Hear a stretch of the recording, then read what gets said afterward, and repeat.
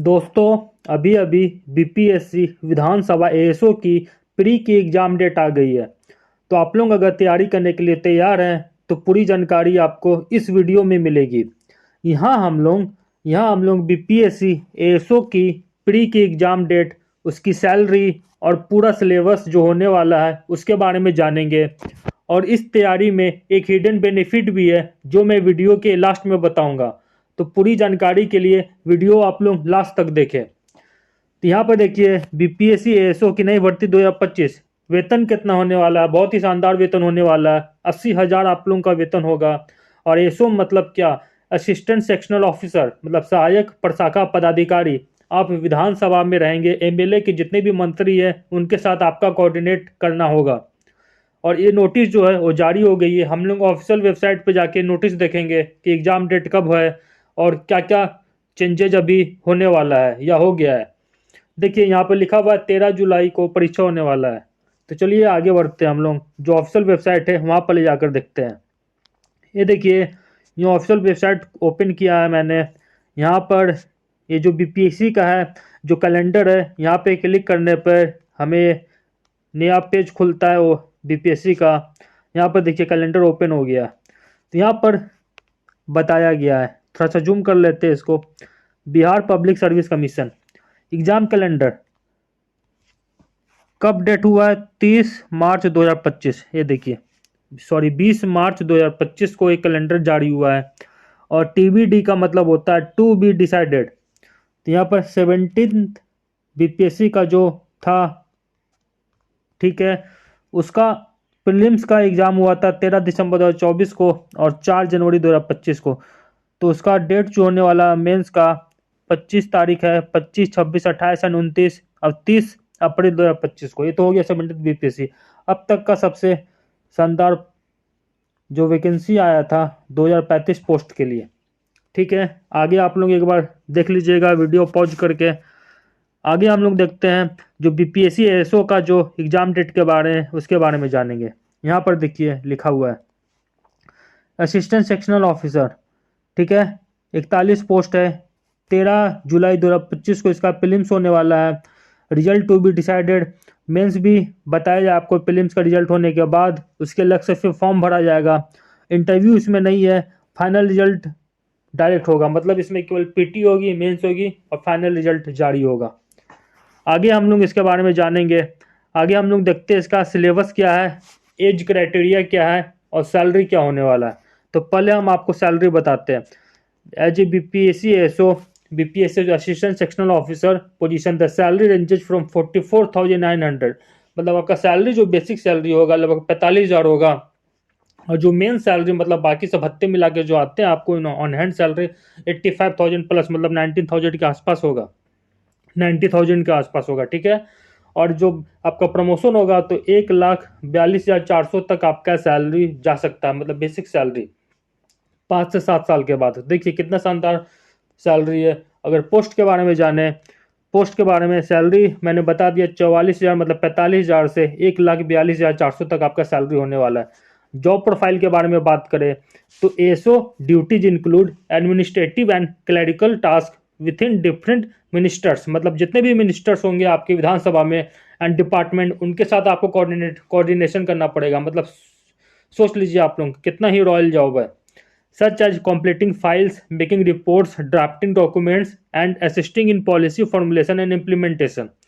ठीक है, तो यहाँ पर आप लोग देख लिए कि आप लोग का जो काम होगा एज एएसओ इन विधानसभा, आप लोग किसके साथ बैठोगे, आप जितने मिनिस्टर है, मतलब आपका नेटवर्क कितना मजबूत हो जाएगा।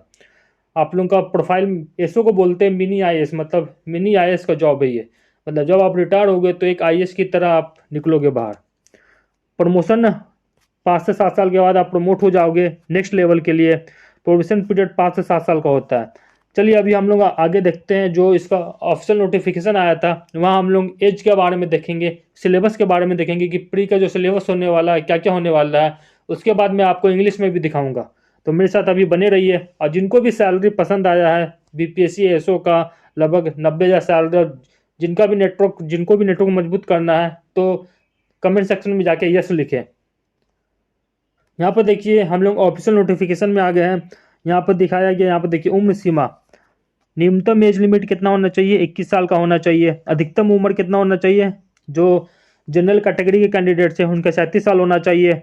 और जो सामान्य महिला मतलब SC ST, समान आरक्षित महिला, पिछड़ा वर्ग एंड अत्यंत पिछड़ा वर्ग मतलब OBC BC एंड OBC के लिए 40 साल होना चाहिए। और SC ST के कैंडिडेट्स है उनके लिए 42 साल होना चाहिए। ठीक है, यहाँ पर बता दिया मैंने एज लिमिट क्या होने वाला है। अब चलिए आगे सिलेबस के बारे में जानेंगे। सिलेबस, परीक्षा की पद्धति। परीक्षा की पद्धति क्या होगी? प्रारंभिक परीक्षा होगी, आपका जो एग्जाम होगा OMR सीट पे लिया जाएगा। ठीक है, तो प्रारंभिक परीक्षा में कितने क्वेश्चन होंगे?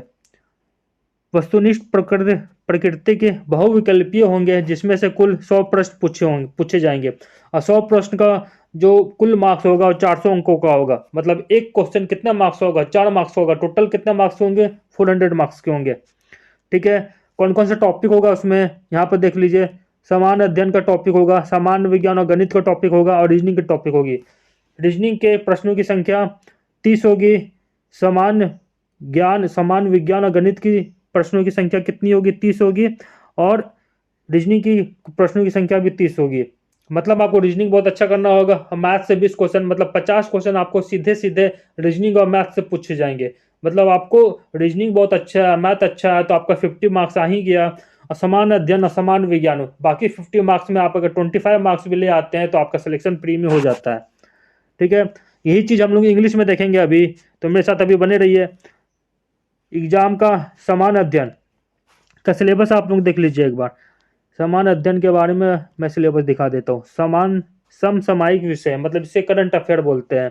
भारत और उसके पड़ोसी देश, मतलब आपको हिस्ट्री, ज्योग्राफी और पॉलिटी तीनों आपको एकदम अच्छा करना पड़ेगा। ठीक है, मेरे साथ अभी वीडियो में बने रहिए। आपको एक लास्ट में मैं एक हिडन बेनिफिट लाया हूँ, उसके बारे में बताऊंगा, तो थोड़ी देर और रुक जाइएगा, बताता हूँ मैं। समान विज्ञान और गणित मतलब आपको साइंस और मैथ।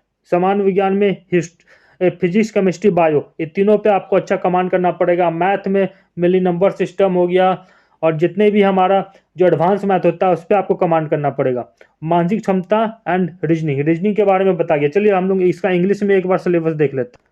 इंग्लिश में एक बार सिलेबस इसका देख लेते हैं। यहाँ पर देखिए इंग्लिश का सिलेबस यहाँ पर दिया हुआ है। जनरल स्टडीज के बारे में, हाँ यहाँ पर देखिए important national and international current events, मतलब आपको जितना भी national and international current affair के बारे में है आपको पढ़ना ही होगा।